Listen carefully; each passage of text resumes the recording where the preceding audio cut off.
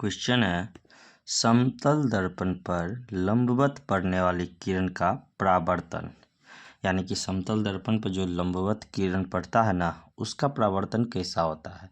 तो देखो, समतल दर्पण पर सीधा जो बारोगे अब अभिलंब के पे 0 डिग्री आपतित किरण 0 डिग्री परावर्तित किरण पे, तो क्या होगा, तो जिस पथ से जाएगा उसी पथ से क्या होगा, पुनः लौट जाएगा। तो वही दिया है, समतल दर्पण पर लंबवत पड़ने वाली प्रकाश की किरण परावर्तन के बाद उसी पथ पर वापस लौट जाता है। आप देख सकते हो कि इस पथ पे हम क्या किए, समतल दर्पण है और उस पे क्या किया है, सीधा 90 डिग्री पे क्या किया, तो हम कोई लाइट पर आपतित कर रहे हैं, आपतित किरण हुआ और ये क्या हो गया, उसी पथ पर परावर्तित भी हो जाता है। ठीक, इसके बाद है प्रतिबिंब। प्रतिबिंब का मतलब क्या होता है हुआ, तो आप लोग जो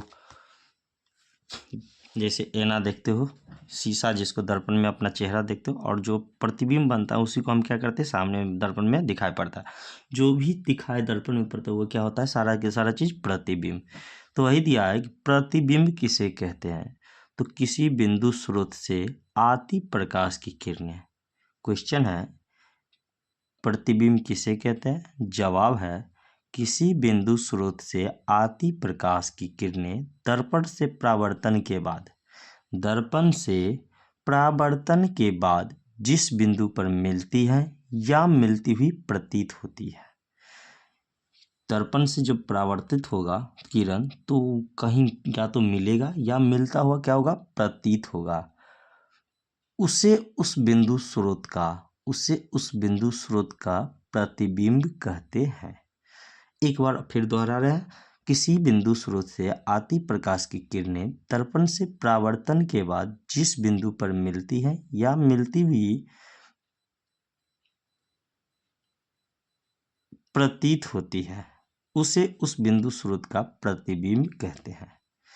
प्रतिबिंब वह कितने प्रकार के होगा, तो कोई पूछेगा तो प्रतिबिंब 2 प्रकार का होता है, एक वास्तविक प्रतिबिंब और एक काल्पनिक प्रतिबिंब। वास्तविक प्रतिबिंब जो होता है उसको हम पर्दे पे दिखा सकते हैं, और काल्पनिक प्रतिबिंब को हम पर्दे पर दिखा नहीं सकते हैं।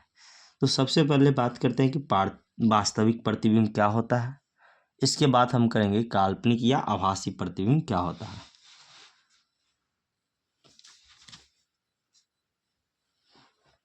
तो वास्तविक प्रतिबिंब किसी बिंदु स्रोत से आती प्रकाश की किरणें दर्पण से परावर्तन के बाद जिस बिंदु पर वास्तव में मिलती है उससे उस बिंदु स्रोत का प्रतिबिंब कहते हैं।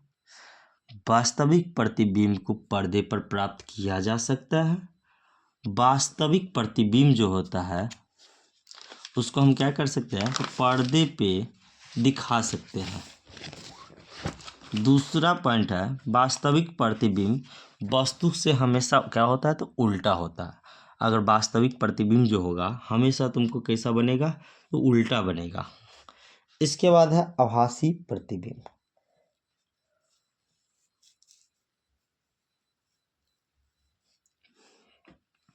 आभासी प्रतिबिंब किसको बोलते हैं, तो ध्यान से सुनना।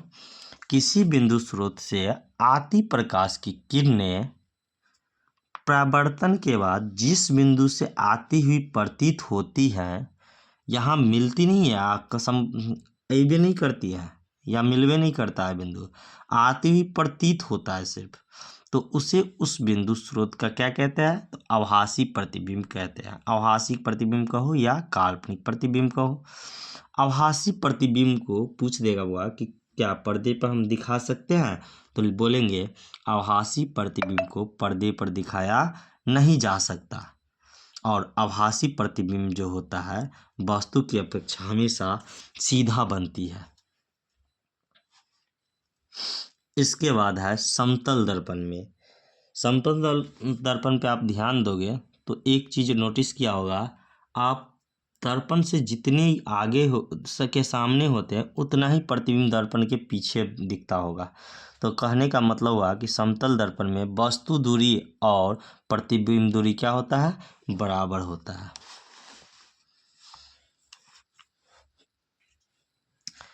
नोट में लिख दिए हैं कि कोई वस्तु समतल दर्पण की जितनी आगे होती है उसका प्रतिबिंब दर्पण के दर्पण से उतना ही पीछे बनता है।